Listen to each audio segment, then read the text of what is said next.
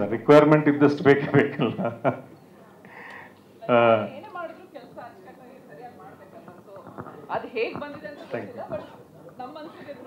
ಆಮೇಲೆ ನಮಗೂ ಅಷ್ಟೇ, ಅಂದ್ರೆ ಸುಮಾರು ವರ್ಷಗಳಿಂದ ಸೀರಿಯಲ್ ಡೈರೆಕ್ಟ್ ಮಾಡ್ಕೊಂಡು ಬರ್ತಾ ಇದ್ದೀನಿ. ಈ ಥರದ್ದು ಒಂದು ಎಕ್ಸ್ಪೆರಿಮೆಂಟ್ ನನಗೂ ಹೊಸದೆ. ಏರಿ ಕ್ಯಾಮ್ರಾನ ನಾವು ಯೂಸ್ ಮಾಡಿದ್ವಿ. ಸೊ ಅಲ್ಲಿ ಒಂದು ಅನುಭವನೂ ಆಯ್ತು ನಮಗೆ. ಸರ್ ಹೋಗಿ ಕ್ಯಾಮ್ರಾ ಚೆಕ್ ಮಾಡ್ಕೊಂಡೆಲ್ಲ ಬಂದರು, ನೋಡಿದ್ವಿ, ಎಲ್ಲ ಓಕೆ ಅಂತ ಆಯ್ತು. ಶೂಟಿಗೆ ಬಂದಿದ್ದ ಕ್ಯಾಮ್ರಾ ಬದಲಾಗೋಯ್ತು. ಅದು ನಮಗೆ ಅಲ್ಲಿ ಗೊತ್ತಾಗಿಲ್ಲ. ಸರ್ DI ಮಾಡೋವಾಗ ಹೇಳಿದ್ರು, ಸರ್ ಒಂದು ಸ್ವಲ್ಪ ಗ್ರೈನ್ಸ್ ಬಂದಿದೆ, ಲೈಟಿಂಗ್ ಇಂದಿಲ್ಲ, ಅದು ಕ್ಯಾಮ್ರಾದಲ್ಲಿ ಏನೋ ಒಂದು ಸಣ್ಣ ಪ್ರಾಬ್ಲಮ್ ಇದೆ ಅಂತ. ಸೊ ಇದೆಲ್ಲ ಒಂದು ಎಕ್ಸ್ಪೀರಿಯನ್ಸು. ಸೊ ಚಿಕ್ಕದಾಗಿ ಒಂದು ತಂಡ ಕಟ್ಕೊಂಡಿದ್ದೀವಿ, ನೋಡೋಣ ಹೋಗ್ತಾ ಹೋಗ್ತಾ ಯಾವುದಕ್ಕೆ ಅಂದರೆ ಅದಕ್ಕೆ ಪೂರಕವಾಗಿ ಏನೇನೆಲ್ಲ ಆಗಬೇಕೋ ಹಂಗೆ ಮಾಡೋಣ. Thank you. ಅದರ ಹಿಂದೆಯೂ ನಮ್ಮ ಅನುರಂಜನ್ ಅವ್ರದ್ದೇ ಕೈವಾಡ ಇರೋದು. ಅವರು ಎಡಿಟರು ಕೂಡ, ಒಳ್ಳೆಯ ಲಿರಿಸಿಸ್ಟು ಕೂಡ, DIನೂ ಅವರೇ ಮಾಡಿರೋದು. ಹಾಗೆ ಸುಮಾರು ಈ ಟೈಟಲ್ಸು ಅದು ಇದೆಲ್ಲ ಅವರೇ ಮಾಡಿಕೊಟ್ಟಿರೋದು ನನಗೆ.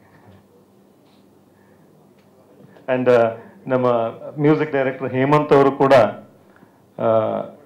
ಸಿನಿಮಾಗಳಿಗೂ ಮ್ಯೂಸಿಕ್ ಮಾಡ್ತಾ ಇದ್ದಾರೆ, ಬೇರೆ ಶಾರ್ಟ್ ಮೂವಿಗಳಿಗೂ ಮ್ಯೂಸಿಕ್ ಮಾಡಿದ್ದಾರೆ. ಅರ್ಜುನ ಸನ್ಯಾಸಿ ಅಂತ ಸಿನಿಮಾ ಬಂದಿತ್ತಲ್ಲ, ಅದಕ್ಕೆ ಹೇಮಂತ್ ಅವರೇ ಮ್ಯೂಸಿಕ್ ಡೈರೆಕ್ಟರ್ ಆಗಿದ್ದು. ಅನುರಂಜನ್ ಅವರೇ ಲಿರಿಸಿಸ್ಟ್ ಕೂಡ ಅದಕ್ಕೆ, ಆ್ಯಂಡ್ ಎಡಿಟರು ಕೂಡ.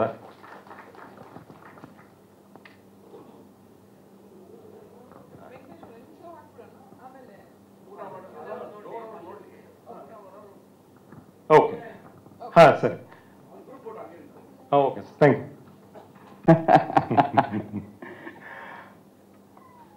ನಮ್ಮೆಲ್ಲರಲ್ಲೂ ತಲೆಯಲ್ಲಿರೋದು ಎಲ್ರಿಗೂ ಇದೆ ಅಲ್ವಾ ಅದು? ಹೌದು. ಒಂದು ದೇವರು, ಒಂದು ದೆವ್ವ ಅನ್ನೋದು ಇದ್ದೇ ಇರುತ್ತಲ್ಲ. ಹೌದು. ಒಂದು ಪಾಸಿಟಿವ್, ಒಂದು ನೆಗೆಟಿವ್. ಸೊ ನನಗೆ ಅಂದರೆ ನನ್ನ ದೃಷ್ಟಿಯಲ್ಲಿ ಗೊತ್ತಿಲ್ಲ, ಅದು ತಪ್ಪಿರಬಹುದು. ನಾನು ಯೋಚನೆ ಮಾಡಿದ ರೀತಿಯಲ್ಲಿ ನನಗೆ ನನ್ನ ದೆವ್ವನ ಹೇಳಕ್ಕೆ ಹೋಗಿದ್ದಲ್ಲ. ಆ್ಯಕ್ಚುಲಿ ನನ್ನ ದೃಷ್ಟಿಯಲ್ಲಿ ನೆಗೆಟಿವಿಟಿ ಅನ್ನೋದು ಇಲ್ಲವೇ ಇಲ್ಲ. ಅದೆಲ್ಲವೂ ಮನುಷ್ಯರ ಕಲ್ಪನೆ ಅಷ್ಟೇ. ನಮಗೆ ಪ್ರಕೃತಿಯಲ್ಲಿ ಯಾವುದು ನೆಗೆಟಿವ್ ಆಗಿ ಇಲ್ಲವೇ ಇಲ್ಲ. ಪ್ರಕೃತಿ ನಮಗೆ ಯಾವತ್ತೂ ನೆಗೆಟಿವ್ ಅಲ್ಲ. ಬಟ್ ನಾವು ನೆಗೆಟಿವ್ ಅನ್ನೋದೆಲ್ಲ ನಮ್ಮ ಮನಸ್ಸಲ್ಲಿರುವಂಥದ್ದು ಅಂತ. ಸೊ ದೆವ್ವ ಅನ್ನೋದು ಮನಸ್ಸಿನ ಭಾವನೆ ಅಂತ ಇತ್ತು. ಹಾಗಾಗಿ ದೆವ್ವ ಇಲ್ಲ, ಅದು ನಮ್ಮ ಮನಸ್ಸಿನ ಭಾವನೆ ಅನ್ನೋ ಯೋಚನೆ ಬಂತು. ದೆವ್ವ ಅನ್ನೋದು ಒಂದು ನೆಗೆಟಿವ್ ಎನರ್ಜಿ ಅಂತ ಎಲ್ಲರೂ ಮಾತಾಡ್ತೀವಲ್ವ. ಸೊ ನೆಗೆಟಿವ್ ಇಲ್ಲ ಅನ್ನೋದು ನನ್ನ ಕಲ್ಪನೆ ಆಗಿತ್ತು. ನನ್ನ ಕಲ್ಪನೆ ಅಲ್ಲ, ನನ್ನ ನಿಲುವು ಅದು. ಅದು ಎಲ್ಲರೂ ಒಪ್ಕೋಬೇಕು ಅಂತೇನಿಲ್ಲ. ಆದರೆ ನಾನೊಬ್ಬ ದೆವ್ವ ಇಲ್ಲ ಅಂತ ಹೇಳಿದ್ರೆ, ಎಲ್ಲರೂ ದೆವ್ವಗಳನ್ನು ನಂಬ್ತಾರಲ್ಲ, ಎಲ್ಲ ರಿಲಿಜನ್ನಲ್ಲೂ ಎಲ್ಲರೂ ದೆವ್ವ ಇದೆ ಅನ್ನೋದನ್ನೇ ವಾದ ಮಾಡ್ತಾರೆ. ಸೊ ನನಗೆ ಹಾಗೆ ಅನಿಸಿದೆ, ಬಟ್ ಎಲ್ರಿಗೂ ಹಾಗೆ ಅನಿಸ್ಬೇಕಾಗಿಲ್ಲ. ಅದನ್ನೇ ಅದರಲ್ಲಿ ಕೊನೆಯಲ್ಲಿ ನಾನು ಹೇಳಿದ್ದು ಕೂಡ. ನನ್ನ ಪಾತ್ರ ದೆವ್ವ ಇಲ್ಲ, ನೀವು ಮಾಧ್ಯಮದವರಾಗಿ ದೆವ್ವ ಗಿವ್ವ ಅಂತ ಹೇಳ್ತೀರಾ ಅಂತ ಹೇಳಿದವನು ಅಲ್ಲಿ ಕುತ್ಕೊಂಡು ಏನು ಮಾಡ್ತಿದ್ದ, ಹೋಗ್ಬೇಕಾಗಿತ್ತಲ್ವ. ಅವ್ನು ಮತ್ತು ಅಲ್ಲಿ ಲ್ಯಾಪ್ಟಾಪಲ್ಲಿ ಹುಡುಕ್ತಾ ಇದ್ದಾನೆ ದೆವ್ವ ಅಂದ್ರೇನು, ದೆವ್ವ ಅಂದ್ರೇನು ಅಂತ. ಸೊ ನಾವು ಭಾಳಷ್ಟು ವಿಷಯ ಹಾಗೆ ಅಂತ ಅನ್ಸುತ್ತೆ. ಅದಿಲ್ಲ ಇದಿಲ್ಲ ಅದೆಲ್ಲ ಸುಳ್ಳ್ರಿ, ಅದೆಲ್ಲ ಮೂಢನಂಬಿಕೆ ಅಂತೀವಿ. ಮತ್ತು ನಾವು ತಾಯ್ತ ಗೀತ ಕಟ್ಕೊಂಡೆಲ್ಲ ಮಾಡ್ತಾ ಇರ್ತೀವಿ. ಸೊ ಇಲ್ಲ ಅಂತ ಕಡಾಖಂಡಿತವಾಗಿ ಹೇಳೋಕ್ಕಾಗಲ್ಲ. ಬಟ್ ನನಗೆ ಸದ್ಯಕ್ಕೆ ನೆಕ್ಸ್ಟ್ ಎಲ್ಲರೂ ದೆವ್ವ ಸಿಗುವವರೆಗೂ ನನ್ನ ಮಟ್ಟಿಗೆ ದೆವ್ವ ಇಲ್ಲ. ಬಟ್ ಗೋಸ್ಟ್ ಮೂವಿ ಅಂತೂ ಖಂಡಿತ ಇದೆ. ಅದೇ ಸರ್ ಹೇಳಿದೆ ಅಲ್ಲ, ಅಂದರೆ ಬೇರೆ ಬೇರೆ ವಿಚಾರಗಳು ಓದ್ತಾ ಅದು ಇದು ಮಾಡ್ತಾ ಇರಬೇಕಾದ್ರೆ ನೆಗೆಟಿವ್ ಅನ್ನೋದೇ ಇಲ್ಲ ಅಂತ ಅನ್ಸಕ್ಕೆ ಶುರುವಾಯಿತು. ಅಂದರೆ ಪ್ರಪಂಚದಲ್ಲಿ ಸುಳ್ಳು ಅನ್ನೋದಿಲ್ಲ, ಸುಳ್ಳೆಲ್ಲವೂ ನಮ್ಮ ಕಲ್ಪನೆ, ಇರುವುದೆಲ್ಲವೂ ಸತ್ಯ ಮಾತ್ರ. ಫಾರ್ ಎಕ್ಸಾಂಪಲ್, ಕತ್ಲಾಯಿತು, ಸೂರ್ಯ ಮುಳುಗ್ದ ಅಂತೀವಿ. ಸೂರ್ಯ ಎಲ್ಲಿ ಮುಳುಗ್ತಾನೆ? ಸೂರ್ಯ ಇದ್ದೇ ಇರ್ತಾನಲ್ವಾ. ನಮ್ಗೆ ನಮ್ಮ ಭೂಮಿಯ ಆ ಭಾಗಕ್ಕೆ ಸೂರ್ಯ ಕಾಣಿಸಲ್ಲ. ಅದರ ಅರ್ಥ ಸೂರ್ಯ ಇಲ್ಲ ಅನ್ನೋದಲ್ಲ, ಸೂರ್ಯ ಇದ್ದೇ ಇದ್ದಾನೆ, ಅದು ಸತ್ಯ ಕೂಡ. ಉಳಿದಿದ್ದೆಲ್ಲವೂ ನಮ್ಮ ಕಲ್ಪನೆಗಳು, ಸುಳ್ಳು. ಕೆಟ್ಟದ್ದು ಅಂತ ನಾವು ಯಾವುದನ್ನು ಹೇಳ್ತಿದ್ದೀವೋ ಅದೆಲ್ಲವೂ ಒಬ್ರಿಗೆ ಕೆಟ್ಟದ್ದು ಅನ್ಸುತ್ತೆ, ಇನ್ನೊಬ್ರಿಗೆ ಒಳ್ಳೇದಾಗ್ಬೋದು.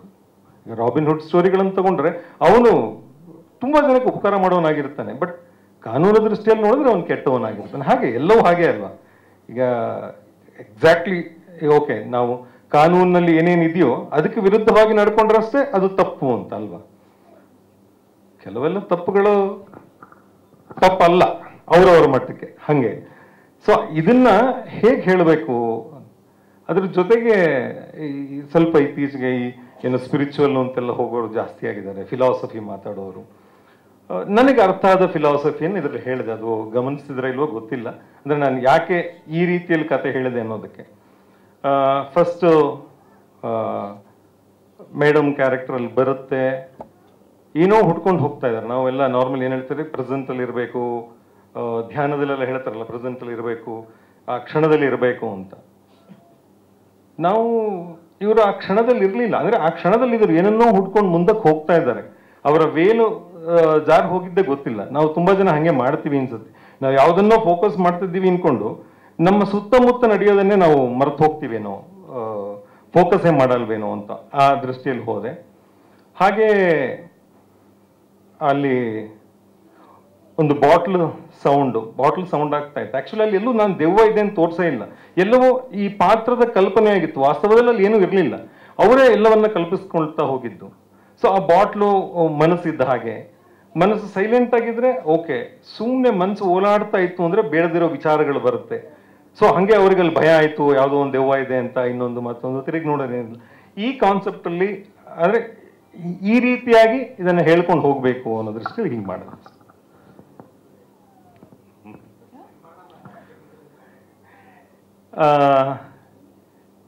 ಒಪ್ಸಿದ್ದು ಅಂತ ಹಿಂಗೆ ಹೇಳಿದ್ದೆ. ಶೂಟಿಂಗ್ ಮಾಡೋ ಟೈಮಲ್ಲಿ ಅಲ್ಲಿ ಇಲ್ಲಿ ಫ್ರೀ ಇದ್ದಾಗ ಏನು ಸುದೇಶ್ ಬೇರೆ ಏನಾರ ಕತೆ ಮಾಡ್ಕೊಂಡಿದ್ದೀರಾ ಹಂಗೆ ಹಿಂಗೆ ಏನಾದ್ರು ಕೇಳ್ತಿರ್ತಾರಲ್ಲ, ಹಾಗೆ ಕೇಳಿದಾಗ ಇಲ್ಲ ಈ ಥರದೊಂದು 7-8 ಕತೆಗಳೇನೋ ಹೇಳಿದ್ದೆ. ಅವಾಗ ಇದು ಚೆನ್ನಾಗಿದೆ, ಥ್ರಿಲ್ಲರು, ಸೈಕಲಾಜಿಕಲ್ ಇದು ಮಾಡೋಣ ಅಂತ ಕೇಳಿದ್ರು. ಆಯಿತು ಅಂದೆ. 1 ವರ್ಷ ತಗೊಂಡೆ. ಅವ್ರಿಗೆ 1 ವರ್ಷದ ಹಿಂದೆ ಹೇಳಿದ್ದೆ ಈ ಕಾನ್ಸೆಪ್ಟ್ನ, ಬಟ್ ನಾನು ಯಾಕೋ ಮನ್ಸು ಮಾಡಿರಲಿಲ್ಲ, ಲೇಟ್ ಮಾಡಿ 1 ವರ್ಷ ಆದ್ಮೇಲೆ ಮಾಡಿದೆ ಅದನ್ನು.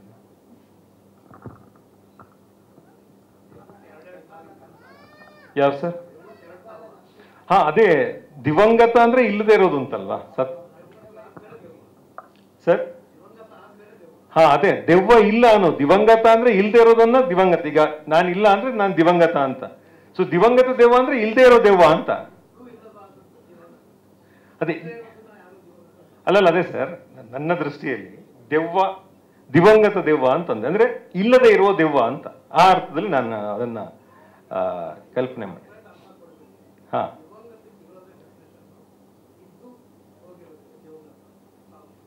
ಕರೆಕ್ಟ್ ಸರ್, ನಾನು ಅದೇ ಹೇಳ್ತಾ ಇರೋದು, ಇದ್ದು ಇಲ್ಲದೆ ಇರೋದಲ್ವಾ, ಇಲ್ಲದೆ ಇರೋದನ್ನ ನಾವು ದಿವಂಗತ ಅಂತ ಹೇಳೋದು. ಅದನ್ನೇ ನಾನು ಹಂಗೆ ಹೇಳದೆ ಅಷ್ಟೇ, ದೆವ್ವ ಅನ್ನೋದು ಇಲ್ಲ ಅಂತ, ದಿವಂಗತ. ಏನ್ ಸರ್? ಹಾ, ಹೌದು ಹೌದು ಹೌದು, ಅದೇ ನಾನು ಹೇಳಿದ್ದು, ಅದನ್ನ ಮನಸ್ಸು ಅಂತ ಹೇಳಿದ್ದು. ಅದು ಮನಸ್ಸು ಅಲ್ಲಾಡ್ತಾ ಇದ್ರೆ, ಅಂದ್ರೆ ಸ್ವಾಸ್ಥ್ಯವಾಗಿ ಇಲ್ಲದೆ ಇದ್ರೆ, ವಿಚಲಿತವಾಗಿದ್ದಾಗ ಮನಸ್ಸಲ್ಲಿ ಬೇರೆ ಬೇರೆ ಕಲ್ಪನೆ ಹುಟ್ಟುತ್ತೆ ಅಂತ ಸಿಂಬಾಲಿಕಲಿ ಹಂಗೆ ಹೇಳಿದ್ದು. ಬಾಟ್ಲು ಗಾಳಿಗೆ ಅಲ್ಲಾಡ್ಬೋದಲ್ಲ ಸರ್, ಪ್ರಾಕ್ಟಿಕಲ್. ಹಾ, ಅದು ಯಾರು ಇಲ್ಲದೆ ಇರೋ ಮನೆ, ಒಂದು ಹಂತಕ್ಕೆ ಪಾಳು ಬಿದ್ದ ಮನೆ, ಅಲ್ಲಿ ಯಾವ್ದಕ್ಕೂ ನೇತಾಕಿರೋ ಬಾಟ್ಲು ಜಾರ್ಕೊಂಡ್ಬಿಟ್ಟಿದೆ.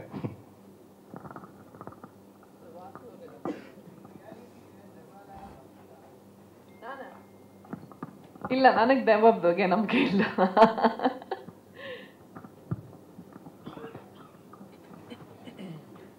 ಆಸೆಗಳು ತುಂಬಾ ಇದೆ, ಆದ್ರೆ ಏನಂತಾರೆ, ಇನ್ನೂ ಅಷ್ಟು ಒಂದು ಇಡೀ ಸಿನಿಮಾ ಪ್ರೊಡ್ಯೂಸ್ ಮಾಡೋಷ್ಟು ತಾಕತ್ತು ಇನ್ನೂ ಇಲ್ಲ. ಈಗೇನೋ ಚಿಕ್ಕದಾಗೆ ಶುರು ಮಾಡಿದ್ದೀನಿ, ನೋಡೋಣ. ನಾನು ಆಗಲೇ ಹೇಳ್ದಂಗೆ ನಿಮ್ಮೆಲ್ಲರ ಬೆಂಬಲ, ಜೊತೆಗೆ ನಮ್ಮ ಕರ್ನಾಟಕದ ಅಭಿಮಾನಿಗಳು ಅವ್ರು ಹೇಗೆ ಪ್ರೋತ್ಸಾಹ ಕೊಡ್ತಾರೆ, ಇದುವರೆಗೂ ಪ್ರೋತ್ಸಾಹ ಕೊಟ್ಟಿದ್ದಾರೆ. ಆದರೆ ಈಗ ಈ ಒಂದು ಜರ್ನಿಗೆ ಯಾವ ರೀತಿ ರೆಸ್ಪಾನ್ಸ್ ಸಿಗುತ್ತೆ ಅದ್ರ ಮೇಲೆ ಡಿಪೆಂಡ್ ಆಗುತ್ತೆ. ಬಟ್ ಡೆಫಿನೆಟ್ಲಿ ಆಸೆ ಅಂತೂ ಇದೆ, ಒಳ್ಳೊಳ್ಳೆ ಕಂಟೆಂಟ್ ಇರೋವಂಥ ಶಾರ್ಟ್ ಮೂವಿನೋ ಯಾವ್ದಾದ್ರು ಆಗಿರ್ಬೋದು. ಬಟ್ ಈ ಚಿತ್ರರಂಗ ನನಗೆ ಒಂದು ಜೀವನ ಕಟ್ಕೊಟ್ಟಿದೆ, ಹಾಗೆ ಅದಕ್ಕೆ ಏನಾದರೂ ಒಂದು ಚಿಕ್ಕ ಮಟ್ಟದಲ್ಲಿ ಒಂದು ಸೇವೆ ಸಲ್ಲಿಸ್ಬೇಕು ಅನ್ನೋದೊಂದು ಆಸೆ ಇದೆ. ನೋಡೋಣ. ಈಗ ಸದ್ಯಕ್ಕೆ ನಮ್ಗೆ ಐಡಿಯಾ ಇರೋದು ಯೂಟ್ಯೂಬ್ ಮತ್ತು ಕೆಲವೊಂದು ಬೇರೆ ಸೋಷಿಯಲ್ ಮೀಡಿಯಾ ಪ್ಲಾಟ್ಫಾರ್ಮ್ಸ್ ಇದೆಯಲ್ಲ, ಅಲ್ಲಿ ಹಾಕಬೇಕು ಅನ್ನೋದು.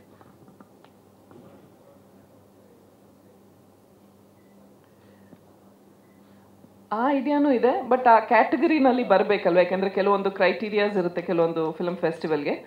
ಅದು ಫುಲ್ಫಿಲ್ ಆಗುತ್ತೆ ಅಂದರೆ ಡೆಫಿನೆಟ್ ಆಗಿ I will send it.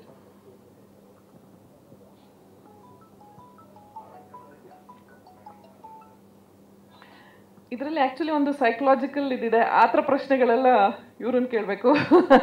So explain ಮಾಡ್ತಾರೆ ಅವರು. ನನಗೆ ಕತೆ ಹೇಳಿದಾಗ ನನಗೆ ಇಷ್ಟ ಆಗಿದ್ದು ಅದು ಇಟ್ಸ್ ಸೈಕಲಾಜಿಕಲ್ ಥ್ರಿಲ್ಲರ್ ಆದರೂ ಅದ್ರ ಹಿಂದೆ ತುಂಬ ಒಂದು ಡೀಪ್ ಮೀನಿಂಗ್ ಇದೆ. ಸೊ ಹಾಗಾಗಿ ನನಗೆ ಇಷ್ಟ ಆಯ್ತು. ಯಾಕೆಂದರೆ ನಾನು ಆಗಲೇ ಹೇಳ್ದಂಗೆ ಕಾಂಟೆಂಟ್ ಚೆನ್ನಾಗಿರಬೇಕು, ಒಂದು ಎಮೋಷ್ನಲ್ ಯಾವುದೋ ಒಂದು ಎಮೋಷನ್ಸ್ ರಿಯಾಕ್ಟ್ ಆಗಬೇಕಲ್ವಾ. ನಾವು ನೋಡಿದಾಗ ನಮ್ಮಲ್ಲಿ ಒಂದು ಎಮೋಷನ್ ಬರಬೇಕು. ಅದು ಭಯ ಇರ್ಬೋದು, ಖುಷಿ ಇರ್ಬೋದು, ನಗು, ಅಳು, ಏನೇ ಆಗಿರ್ಬೋದು. ಬಟ್ ಸಮಥಿಂಗ್ ಹ್ಯಾಸ್ ಟು ಒಂದು ಎಮೋಷನ್ ಫೀಲ್ ಆಗಬೇಕು.